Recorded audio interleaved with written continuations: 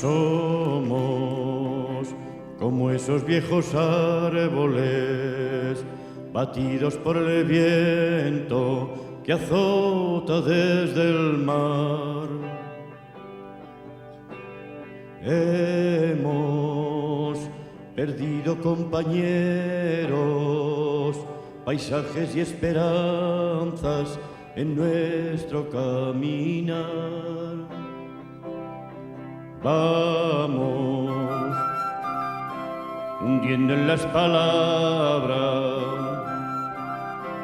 las huellas de los labios para poder besar.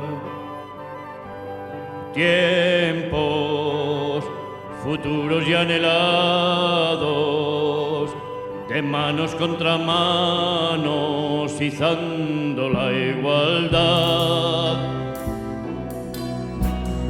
Somos como la humilde adoba que cubre contra el tiempo la sombra del hogar.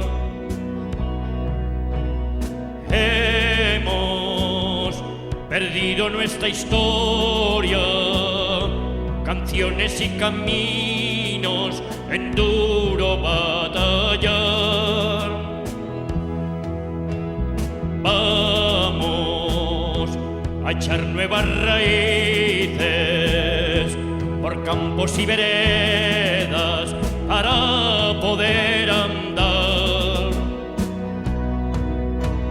Tiempos que traigan en su entraña esa gran utopía que es la fraternidad.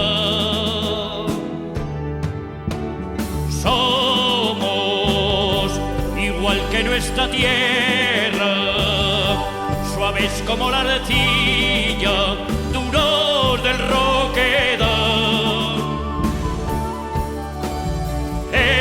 Hemos atravesado el tiempo, dejando en los secanos nuestra lucha total. Vamos a hacer con el futuro un canto a la esperanza y poder encontrar